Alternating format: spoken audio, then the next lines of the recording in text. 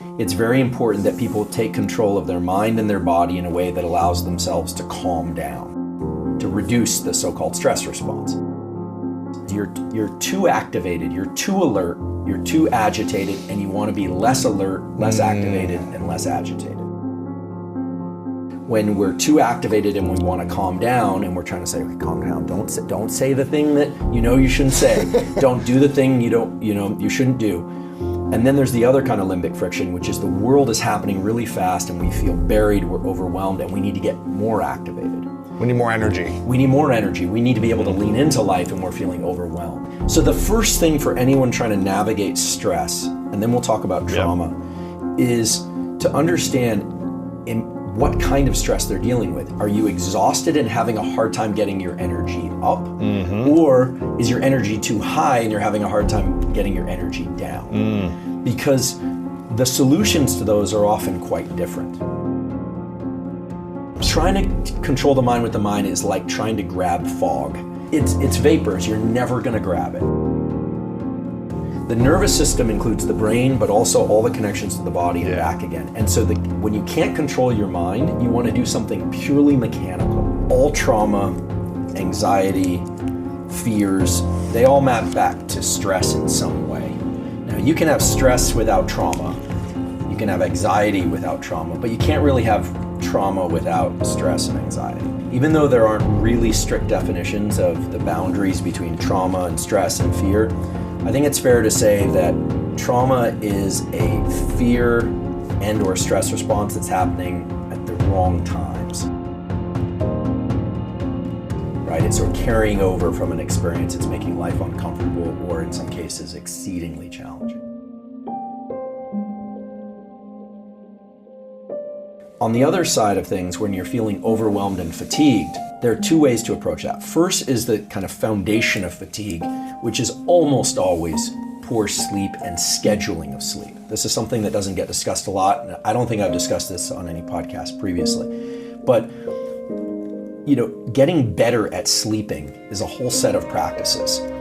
But sleep is a slow tool. It's not a real-time tool, because if you're feeling exhausted and you have to get up and have your day, deal with children, deal with work, deal with life, we can talk about how to get better at sleeping, but in real time, what you want to do is you want to bring more alertness into the system. Focus and alertness. The way to do that is to take advantage of a very well-established medical fact. All medical students learn this, all MDs know this, which is that there's a direct relationship between how you breathe and your heart rate. So when we inhale, it almost feels like everything's moving up. But actually what happens is our diaphragm moves down. When that happens, our heart literally gets a little bit bigger. The volume of the heart gets a little bit bigger, which means that whatever blood in there is moving per unit time a little bit slower. And there's a set of neurons in the heart called the sinoatrial node that sends a signal to the brain and says, hey, blood flow is slowing down. And the brain sends a signal back to the heart and says, okay, let's speed up, and speeds up the heart rate. So the short, concise way to put it is when you inhale more vigorously or longer, you're speeding up your heart rate. This actually, there's a name for it in the medical community, but the important thing to understand is as you inhale, you're sending a neural signal to your heart to speed up. And when you exhale, the diaphragm moves up, the heart gets a little bit smaller, literally because there's less space there. Then there's a signal sent to the brain, and the brain sends a signal back and says, slow down the heart rate. So if you want to become more alert, you actually can just simply make your inhales a little bit more vigorous or a little bit longer than your exhale. Longer or more vigorous inhales will speed up your heart rate and make you more alert. Longer or more vigorous exhales will slow down your heart rate and make you less alert. The repetitive breathing more quickly and deeply, this kind of thing, or some variant of that, all through the mouth or all through the nose, brings up the heart rate and causes the adrenal glands, which sit right above the kidneys, to secrete adrenaline. They make you more alert. And you see these big inflections in heart rate when people do this. Typically, it makes people feel agitated at first. They feel a little bit agitated. And then when you exhale and hold your breath for 15 seconds or so, or what you're doing essentially is you're learning to be calm as your body is flooded with all this adrenaline and the heart rate is going. And that is 100% top-down control. What you're doing in those moments is you're learning to take your forebrain and say, fight the temptation to move. Fight the temptation to breathe. This particular pattern of breathing, 25 or 30 times followed by an exhale and a hold, and then a big inhale and a hold, sometimes doing more inhaling and exhaling type repetitive breathing. That is really somebody training themselves how to self-induce stress. And we know from some good literature and some emerging science that's still ongoing that it is possible to get comfortable in these agitated states so that your mind is okay, feels okay when the body is feeling like it wants to tremble or move, that you can learn to suppress that activity.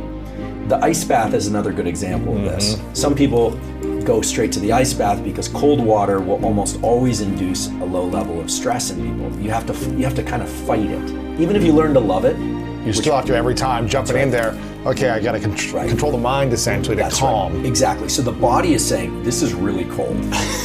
This is really cold. Get out now. And you're pushing back on that, and it's top-down control. It's pure top-down control. And you could do this any number of ways. There's actually something called the hour of pain. The hour of pain was actually described to me by a friend of mine, former military special operations guy, who said that they place you, this wasn't through military, but this is a kind of outside the military extracurricular extracurricular activities of placing you into one position on the floor, and you have to stay there for an hour, which can be excruciating. There's so much limbic friction where you want to move so badly because the stabilizing muscles of the body and the feedback in our musculoskeletal system says, move, move, move. I just want to move the tiniest bit. And so all that practice is, it's just a different version of the ice bath. Yes. You're learning top-down control. So, long exhale breathing, lying down on your back, completely relaxing your body and learning to completely turn off thinking, which sounds hard, but you can learn how to do it very quickly if you do that practice for about 10 minutes a day. Yeah.